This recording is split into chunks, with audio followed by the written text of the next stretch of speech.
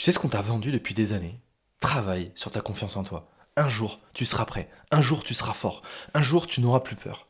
Et toi, t'as gobé ça, t'as lu des bouquins, t'as fait les affirmations le matin devant le miroir, t'as regardé des vidéos YouTube de motivation jusqu'à 1 heure du mat, et pourtant, t'hésites encore. Encore d'envoyer ce message, tu relis 3 fois cet email avant d'appuyer sur le bouton envoyer. Tu remets encore à demain cette décision qui te coûte tellement. Alors aujourd'hui, je vais te dire un truc challengeant, quelque chose que peu de gens te disent. La confiance en soi, ça n'existe pas. Enfin, pas comme tu l'imagines. Et comprendre ça, ça va changer ta vie. Pour ça, laisse-moi te poser une question. Pense à la chose la plus courageuse que t'aies faite dans ta vie. Ce projet que t'as lancé, cette conversion difficile que t'as pu avoir, ce saut dans le vide que t'as fait. Est-ce que t'avais confiance quand tu l'as fait? Sois honnête. Non. T'avais les mains moites, le ventre serré, cette petite voix dans ta tête qui te dit «Et si ça foire?» Et pourtant, t'as avancé quand même. Alors, elle était où la confiance? Il est là le problème avec ce concept. On nous a vendu l'idée que la confiance c'est un état qu'on atteint, un niveau de jeu auquel on accède. Un jour, on se réveille et on se dit «Ça y est, je suis prêt, j'ai plus peur, vas-y». Ce jour, il arrive jamais. Jamais. J'ai coaché des centaines d'entrepreneurs, des gens qui font des millions, des références dans le secteur, et des gens que toi tu regardes de loin en disant putain, cette personne elle a confiance. Et ils me disent quasiment tous la même chose, presque mot pour mot. Antoine, j'ai l'impression que les gens vont se rendre compte que je suis pas si fort que ça. Antoine, avant chaque décision, j'ai encore peur de me planter. Antoine, parfois, je me demande si je mérite vraiment tout ce que j'ai construit. Ces gens-là, ils font des millions, ils ont peur. Alors toi, t'attends d'avoir confiance avant d'agir, t'attends quelque chose qui n'arrivera jamais. Maintenant, j'ai besoin que tu comprennes quelque chose de fondamental. Ce qu'on appelle manque de confiance en soi, c'est en réalité deux choses distinctes. Et si tu les confonds, tu passeras ta vie entière à tourner en rond. La première, c'est l'estime de soi. C'est ce que tu penses de toi au fond. Pas en surface, au fond. Est-ce que tu crois que tu es capable? Est-ce que tu penses avoir de la valeur? Est-ce que tu sens que tu as le droit d'être là? Pour la majorité des gens, je dis bien la majorité, la réponse honnête c'est je sais pas vraiment, pas complètement. On se souvient tous de cette sensation, on a une idée brillante face aux autres et on la garde pour soi parce que les autres vont trouver ça nul. Ça, c'est de l'estime de soi cassée. Peut-être que tu te souviens du moment où quelqu'un t'a complimenté et toi, t'as pas su quoi répondre, ou t'as minimisé. Ça, c'est de l'estime de soi défaillante. Tu te souviens peut-être de ces fois où t'as accepté une situation qui t'arrangeait pas parce que pas sûr de mériter mieux. C'est de l'estime de soi cassée. La deuxième, c'est l'affirmation de soi. C'est ta capacité à prendre ta place dans le monde, savoir dire non, saisir une opportunité même quand t'es pas sûr, fixer tes prix, défendre ta vision, t'exposer, partager un message. La plupart des gens ne manquent pas d'idées, il leur manque juste la capacité à les incarner dans le réel. Il est là, il est là le shift. L'estime de soi, ça se travaille, ça se construit, ça se reconstruit, ça prend du temps, mais c'est possible. Mais l'affirmation de soi, elle ne vient jamais avant l'action, elle vient pendant l'action et après. La confiance est un résultat, pas un prérequis.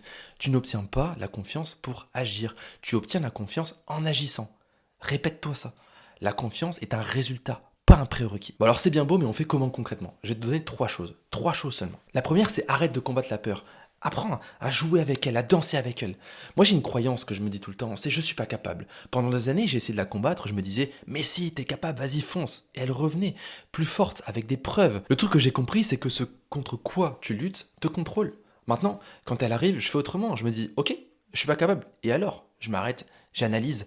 Et je réalise presque à chaque fois que j'ai voulu aller trop vite, que j'ai sauté des étapes, que la croyance était un signal, pas une vérité.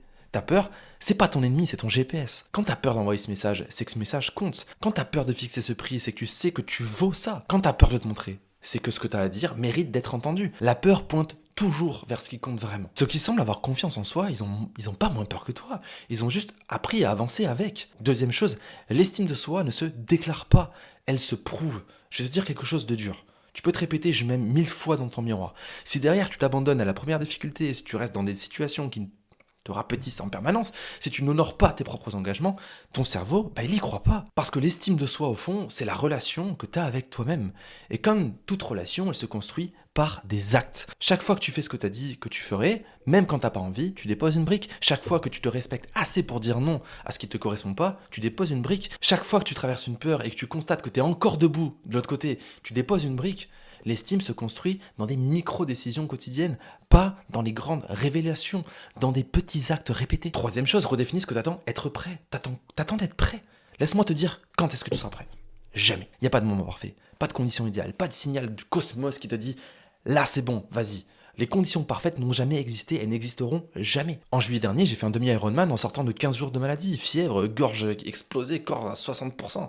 J'aurais pu attendre d'être prêt. J'ai terminé en 5 heures et 6 minutes, meilleur que mon objectif. Le secret, je m'entraînais pas à courir, je m'entraînais à avancer quand les conditions, elles sont pas idéales. J'ai couru sous la pluie, j'ai couru sous la chaleur, tout le temps.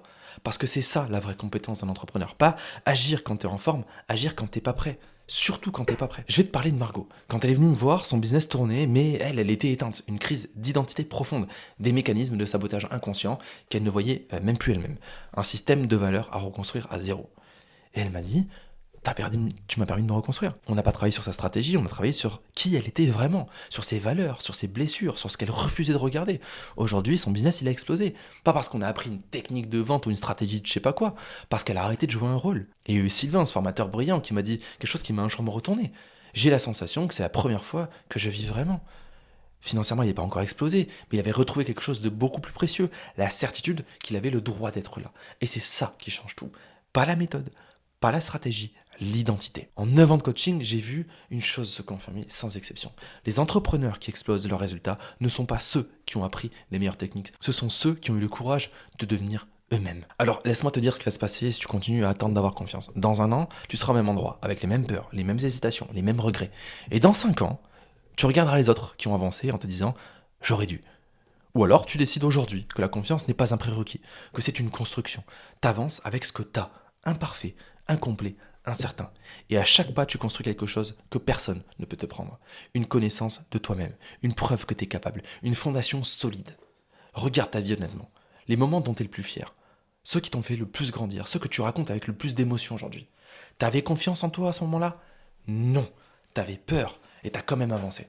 Tu l'as déjà fait. Ta question, c'est pas est-ce que j'ai confiance? La question, c'est est-ce que tu vas te choisir maintenant? Parce que te choisir, c'est la vraie confiance, pas l'absence de peur, la décision d'avancer malgré elle. Si tu sens que ce que je t'ai dit aujourd'hui te parle au niveau de où ça fait mal, pas juste en surface, écris-moi en message privé ou clique sur le lien en description pour prendre un rendez-vous avec moi. Pas forcément pour te vendre quelque chose, mais pour voir si on est fait pour travailler ensemble. Parce que ce travail, ce vrai travail sur qui tu es, ça change tout, pas juste le business.